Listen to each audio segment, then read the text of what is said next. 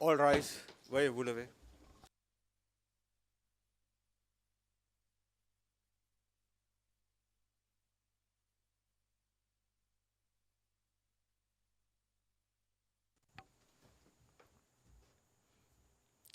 The International Residual Mechanism for Criminal Tribunals is now in session.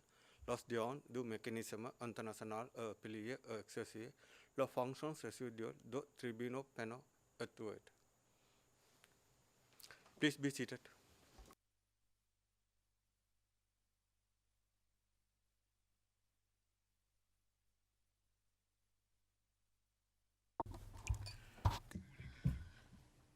Le Président, bonjour à tout le monde dans le prétoire et à l'extérieur du prétoire. Monsieur le greffier, citez le numéro de l'affaire, s'il vous plaît. Le greffier d'audience, merci. Bonjour, monsieur le juge, monsieur le président. C'est l'affaire MTPI 1596. C'est le procureur contre Jovica Stanisic et Franco Simatovic. Le président, merci. Et maintenant, la présentation des parties. D'abord, l'accusation, Madame Arbour. Pour l'accusation, Grace Arbour, avec Sarah Clinton et notre commis à l'affaire, Thomas Legel. Ensuite, la défense. Maître Edwards, bonjour, monsieur le président, monsieur le juge. Pour la défense, Ian Edwards, Advit Malvia et Prachiti Venkatram. Pour la défense de monsieur Stanisic, le président, merci. Et maintenant, Maître Petrovic. Maître Petrovic, merci, monsieur le président. Pour la défense de Simatovic, aujourd'hui sont présents Mélanie Vranier, Cheva Germain, Nicolas Servente, Bartosz Lekeransult et moi-même, Vladimir Petrovic. Le président, merci. Aujourd'hui, la Chambre de première instance rend sa décision sur la demande d'acquittement présentée par Franco Simatovic en application de l'article 121 du règlement de procédure et de preuve. La Chambre de première instance a entendu les arguments de Simatovic le 26 février et les arguments que l'accusation a présentés en réponse le 28 février. Jovica Stanisic n'a pas déposé de demande d'acquittement. L'article 121 du règlement prévoit qu'à la fin de la présentation des moyens à charge, la Chambre de première instance, par décision orale et après avoir entendu les arguments oraux des parties, à moins qu'elle n'en décide autrement, prononce l'acquittement de tout chef d'accusation pour lequel il n'y a pas d'éléments de preuve susceptibles de justifier une condamnation. La Chambre de première instance rappelle que le mécanisme est tenu d'interpréter son règlement de procédure et de preuve en tenant compte de la jurisprudence des tribunaux internationaux pénaux pour l'ex-Yougoslavie et pour le Rwanda. Partant, le critère juridique applicable s'agissant de l'article 121 est de déterminer s'il existe des éléments de preuve au vu desquels, en cas d'admission, un juge du fait pourrait raisonnablement être convaincu au-delà de tout doute raisonnable de la culpabilité de l'accusé pour le chef d'accusation en question. Ainsi, s'il n'y a pas d'éléments de preuve susceptibles de maintenir un chef d'accusation, ou si les seuls éléments de preuve retenus sont à ce point invraisemblables qu'ils ne peuvent pas justifier de façon adéquate une condamnation, même en leur accordant une valeur maximale, l'acquittement sera prononcé pour ce chef d'accusation. À ce stade, la Chambre de première instance ne donnera pas d'appréciation détaillée de la crédibilité ou de la fiabilité. La Chambre de première instance ne passera pas pour autant sous silence les éléments de preuve présentés par l'accusé en sa faveur pendant la présentation des moyens à charge. Il faut aussi remarquer que si la Chambre de première instance conclut aujourd'hui qu'il existe des éléments de preuve susceptibles de justifier une condamnation pour un chef d'accusation particulier, cela ne signifie pas qu'elle prononcera une condamnation à la fin du procès. En outre, le fait que les éléments de preuve mentionnés aujourd'hui ont été pris en compte au fin de cette décision ne signifie pas forcément que la Chambre de première instance admettra en fin de compte tout ou partie de ces éléments de preuve. De même, le fait que certains éléments de preuve ne sont pas mentionnés dans la présente décision ne signifie pas que la Chambre de première instance ne s'appuiera pas sur eux dans son jugement définitif. Pour commencer, la Chambre de première instance remarque que Simatovic conteste certaines allégations formulées dans l'acte d'accusation, notamment des allégations se rapportant à certaines victimes de meurtre, et qui suggère de les rejeter pour insuffisance de preuves. Cependant, la Chambre de première instance ne se prononcera pas sur des allégations en particulier pour l'instant. Le libellé de l'article 121 et la jurisprudence pertinente sont clairs. Il convient de procéder par chef d'accusation et non par allégation, paragraphe ou accusation. Dans le même ordre d'idées, les éléments de preuve susceptibles de justifier une condamnation sur la base de l'un des modes de participation retenus dans l'acte d'accusation sont aussi suffisants. À cet égard, la Chambre de première instance fait remarquer que les contestations de Simatovic se sont limitées à sa présumée responsabilité pour commission par participation à une entreprise criminelle commune. La présente décision abordera la responsabilité de Simatovic eu égard de ce mode de participation pour chacun des chefs de l'acte d'accusation. La Chambre de première instance prendra en compte les autres modes de participation retenus dans l'acte d'accusation uniquement s'il n'y a pas d'éléments de preuve à l'appui de ce mode de participation. La Chambre de première instance se prononcera d'abord sur les crimes qui auraient été commis dans les régions autonomes serbes de Krajina et de Slavonie, de la Baranja et du Srem occidental, et en Bosnie-Herzégovine. Ces crimes sont retenus au chef 1 de l'acte d'accusation en tant que persécution, un crime contre l'humanité, au chef 2 et 3 de l'acte d'accusation en tant qu'assassinat, un crime contre l'humanité, et en tant que meurtre, une violation des lois ou coutumes de la guerre, et au chef 4 et 5 de l'acte d'accusation en tant qu'expulsion et transfert forcé des crimes contre l'humanité. La Chambre de première instance abordera ensuite la responsabilité pénale individuelle présumée de Simatovic pour la commission par participation à une entreprise criminelle commune. Au fin de la présente décision, la Chambre de première instance utilisera le terme « force serbe » au sens du paragraphe 6 de l'acte d'accusation. Dans l'exposé de son raisonnement concernant ces questions, la Chambre de première instance, je vais reprendre.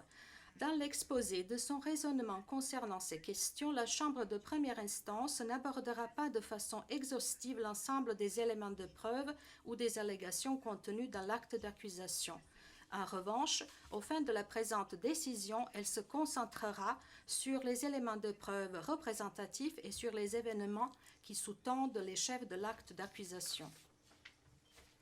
Simatovic soutient qu'il n'y a pas d'éléments de preuve ou pas d'éléments de preuve suffisants pour justifier une condamnation pour les crimes reprochés aux différents chefs d'accusation.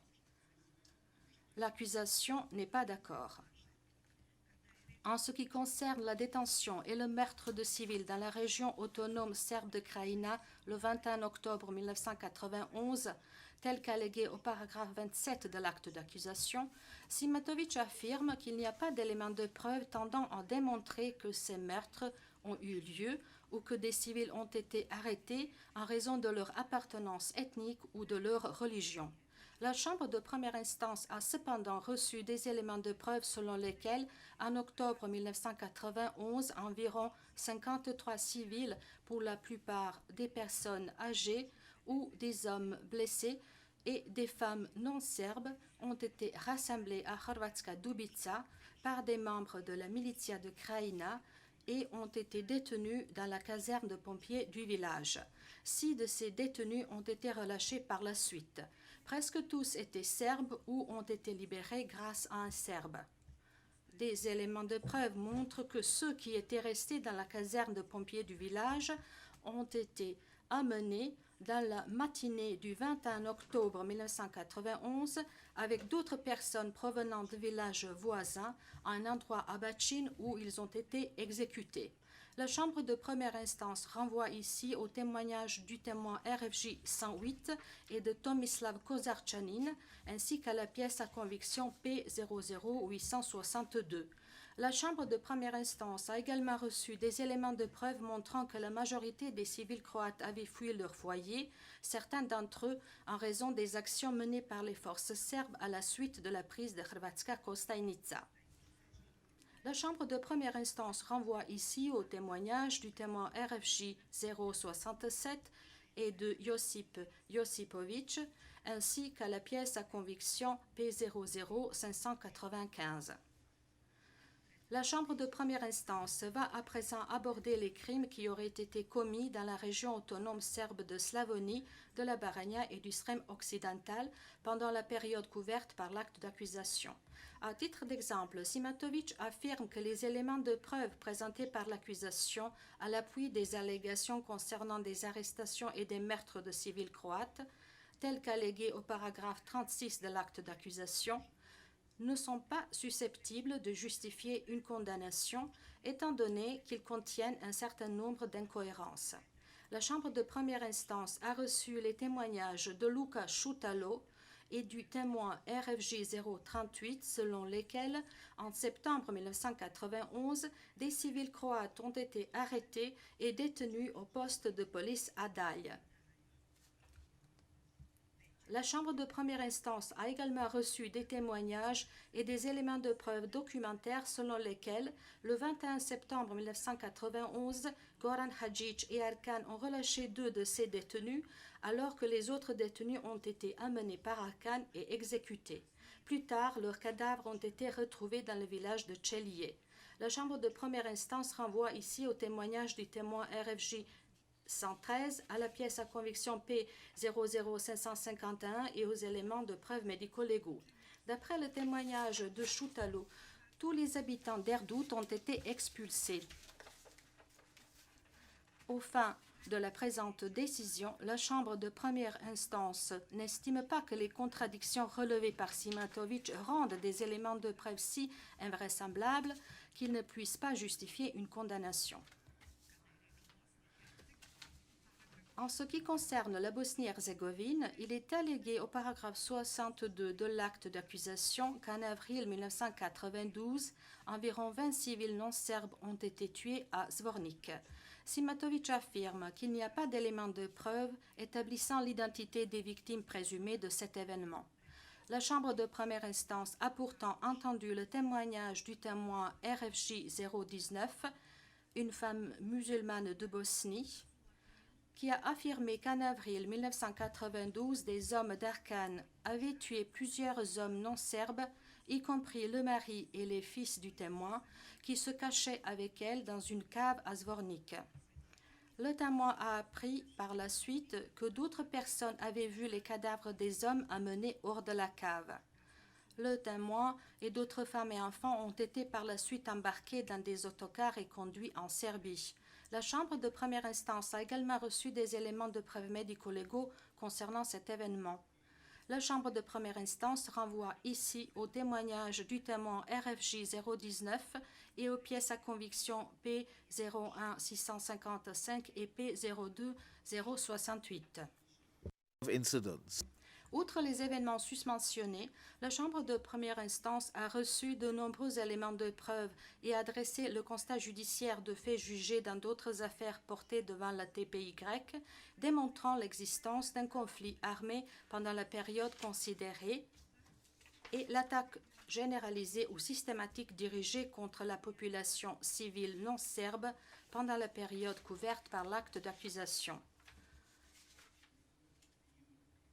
Le témoignage du témoin expert Jakub Bijak montre également qu'entre avril 1991 et décembre 1995, dans les régions de Krajina et de Slavonie, plus de 90% des personnes déplacées étaient des Croates.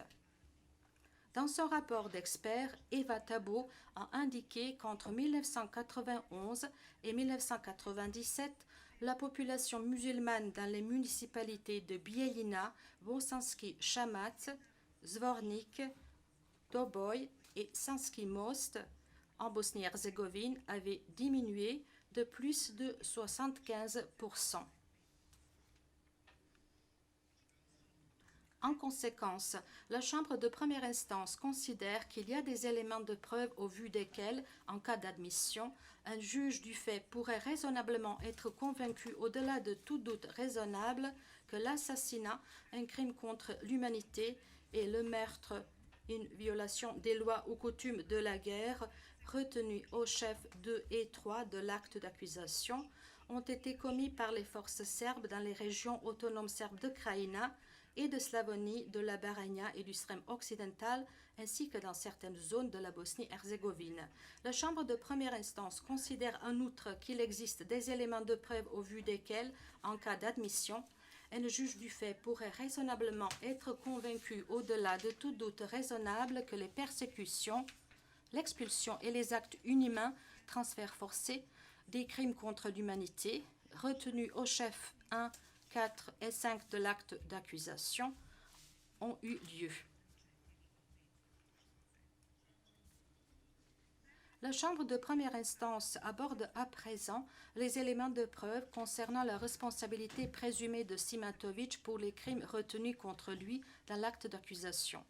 Simatovic soutient que l'accusation n'a présenté aucun élément de preuve démontrant l'existence d'une entreprise criminelle commune et sa participation à celle-ci. En ce qui concerne la contestation par Simatovic de l'existence présumée de l'objectif criminel commun, l'accusation répond que l'affirmation de Simatovic est battue en brèche par des éléments de preuve établissant le scénario des crimes dans toute la Croatie et dans toute la Bosnie-Herzégovine, les objectifs de la politique définis par les membres dirigeants de l'entreprise criminelle commune et les actes de ces derniers.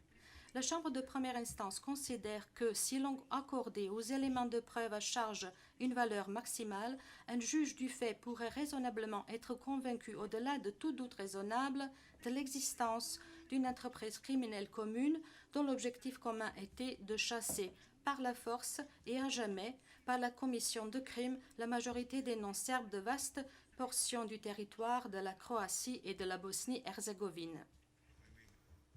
À titre d'exemple, la Chambre de première instance a reçu des éléments de preuve établissant que des attaques coordonnées ont été menées par les membres de l'armée populaire yougoslave, la police de Krajina et les forces de la défense territoriale dans des villages en Krajina. La Chambre de première instance renvoie ici au témoignage des témoins RFJ 066, RFJ 107 et RFJ 137 et à la pièce à conviction P01980. D'après le témoignage du témoin RFJ 066, l'objectif de ces opérations était de nettoyer les villages et d'en chasser toute la population afin de créer un territoire purement serbe. La Chambre de première instance renvoie également aux éléments de preuve déjà mentionnés concernant la commission de crimes dans la région autonome serbe de Krajina et aux témoignages d'experts sur un nombre important de civils non serbes qui ont été déplacés. D'autres éléments de preuve présentés par l'accusation indiquent que Milan Martic, un membre présumé de l'entreprise criminelle commune, a partagé avec les forces serbes l'objectif consistant à chasser la population croate du territoire de la région autonome serbe de Krajina. La Chambre de première instance renvoie ici à la pièce à conviction P00202. L'accusation a également présenté des éléments de preuve montrant la participation de Goran Asdic, lui aussi membre présumé de l'entreprise criminelle commune, à la planification de la prise de certaines zones en Slavonie, en Baranja et au Srem occidental, en coopération avec l'armée populaire yougoslave. La Chambre de première instance renvoie ici à la pièce à conviction P00562. Le témoin John Wilson a confirmé que le nettoyage ethnique faisait partie de la ligne de conduite des forces serbes pendant leurs offensives en Croatie et par la suite en Bosnie-Herzégovine. La Chambre de première instance a versé au dossier la déclaration de Radovan Karadžić, un autre membre présumé de l'entreprise criminelle commune, prononcée à l'Assemblée de la Republika Srpska en décembre 1991, qui dit, je cite, « Nous devrions tendre à la plus grande séparation qui soit ». C'est la pièce à conviction 597. En outre, la Chambre de première instance renvoie aux pièces à conviction P00365 et P03548. La Chambre de première instance a entendu des témoignages et adressé le constat judiciaire de faits jugés relatifs à la prise de Zvornik en avril 1992 par les forces serbes, notamment par les membres de la défense territoriale et les hommes d'Arkan. Et elle a reçu des éléments de preuve tendant à établir des crimes contre des habitants non serbes de la ville et de la région qui s'en sont suivis. La Chambre de première instance renvoie ici au témoignage de témoins Fadil Mocic, RFJ 002 et RFJ 037. La Chambre de première instance a également examiné des éléments de preuve concernant les 6 objectifs stratégiques des dirigeants serbes de Bosnie, proclamés en mai 1992, notamment l'objectif visant la séparation d'avec les 2 autres communautés nationales, la séparation des États. À la réunion tenue à Belgrade en décembre 1993, Karadzic a fait observer que l'unification avec la Serbie était proche. À cette réunion étaient présents, entre autres, des membres présumés de l'entreprise criminelle commune, notamment Slobodan Milosevic, Momčilo Krajnik et Ratko Mladic. Cela est corroboré par les pièces à conviction P01249, P01591 et P01614. Ces éléments de preuve, s'ils étaient admis et si on leur accordait une valeur maximale, pourrait amener un juge du fait à raisonnablement conclure, au-delà de tout doute raisonnable, à l'existence de l'entreprise criminelle commune telle qu'alléguée dans l'acte d'accusation. Cependant, reste à déterminer s'il existe des éléments de preuve au vu desquels, en cas d'admission, un juge du fait pourrait raisonnablement être convaincu, au-delà de tout doute raisonnable, que Simatovic a contribué de manière importante à cette entreprise criminelle commune et en a partagé l'objectif commun.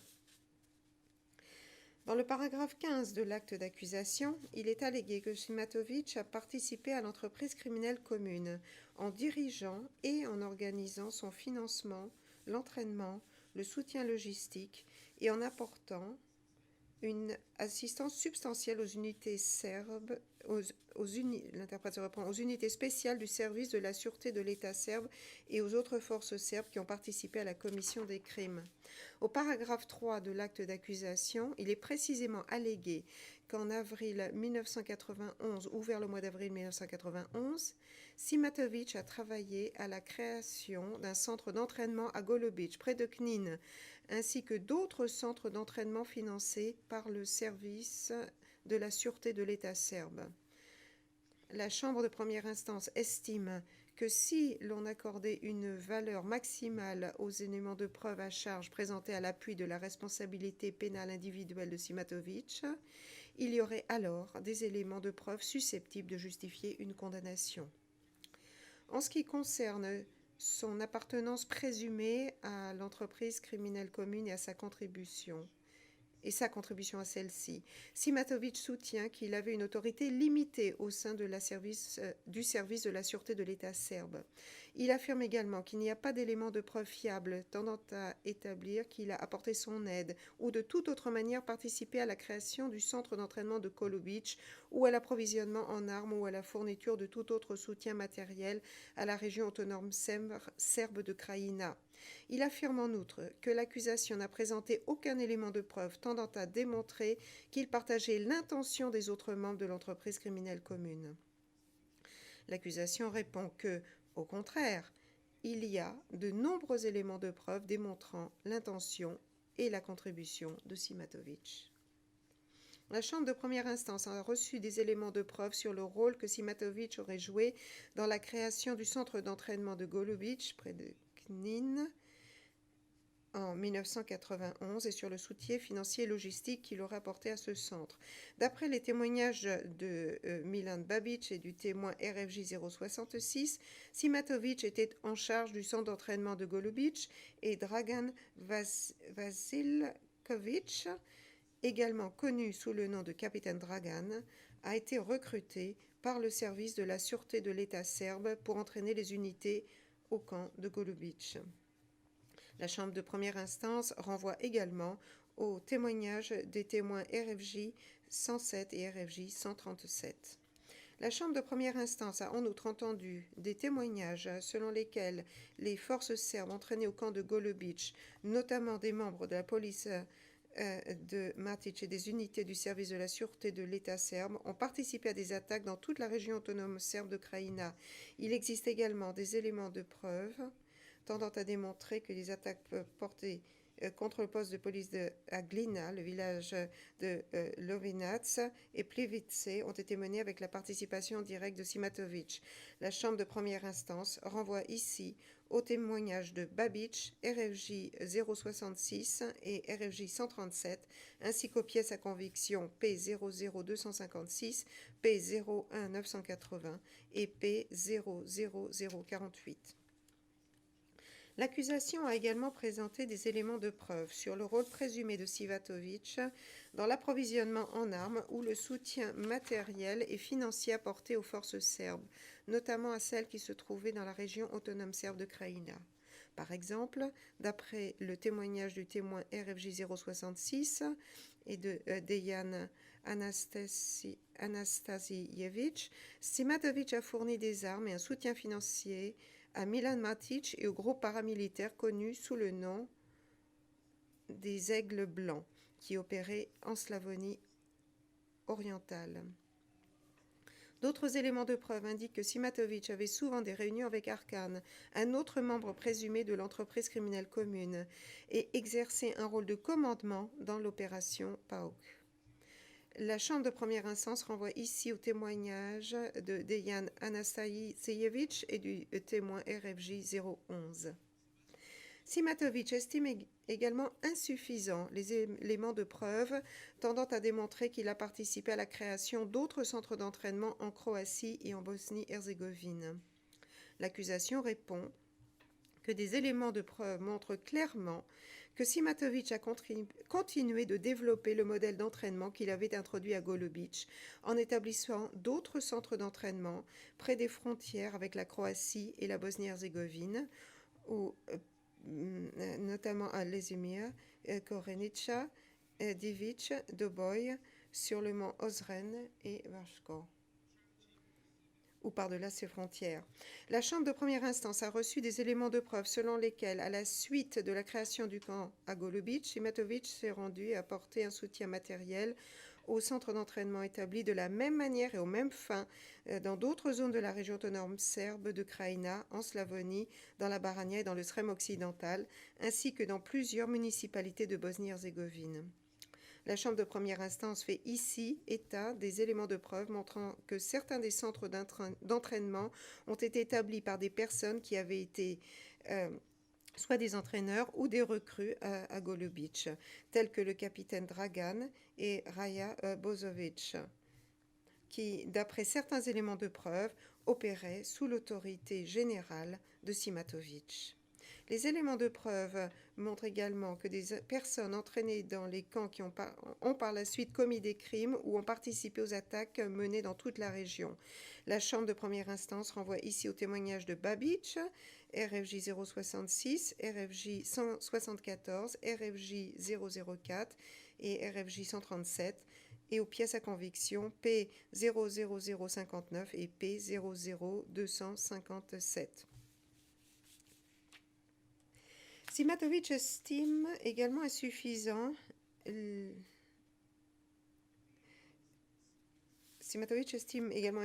les éléments de preuve tendant à démontrer que le service de la sûreté de l'État serbe a participé à la création de l'unité des Scorpions ou de la garde volontaire serbe, également connue sous le nom des hommes d'Arkan, et en avait le contrôle.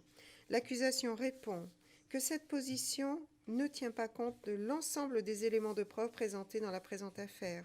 La Chambre de première instance a déjà mentionné des éléments de preuve sur le lien entre Simatovic et les hommes d'Arkan, notamment s'agissant de l'opération PAOK. En outre, le témoin RFJ 088 a parlé des diverses réunions entre Arkan et Simatovic et du fait qu'Arkan prenait ses ordres auprès de l'ADB serbe.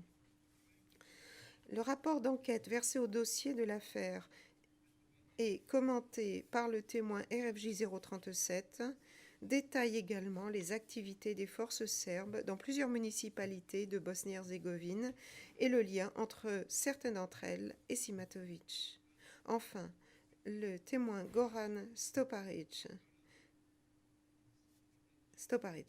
a déclaré qu'il était membre des Scorpions et qu'il faisait rapport au commandant Boka qui relevait de Simatovic.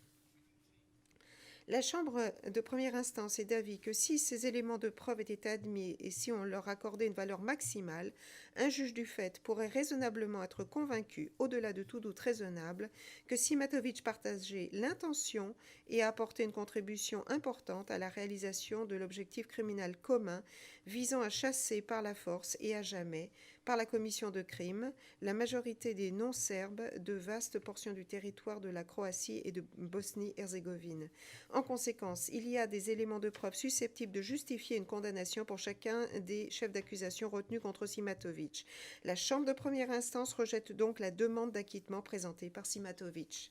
La Chambre de première instance rappelle aux parties que, conformément à l'ordonnance relative à la procédure prévue par l'article 121 du règlement de procédure et de preuve et à la préparation et au début de l'exposé des moyens de la défense rendu le 19 février, la conférence préalable à la présentation des éléments de preuve à décharge aura lieu le 30 mai 2019. Aussi, comme cela a été évoqué de manière informelle avec les parties, la Chambre de première instance prévoit que la présentation des éléments de preuve à décharge commence le mardi 18 juin 2019. Y a-t-il d'autres points à soulever? Maître Edwards, non, merci. Madame Arbour, pas de la part de l'accusation. Merci, Monsieur le Président. Maître Petrovic, rien de notre côté, merci. Le Président, je vous remercie. Donc, l'audience est levée.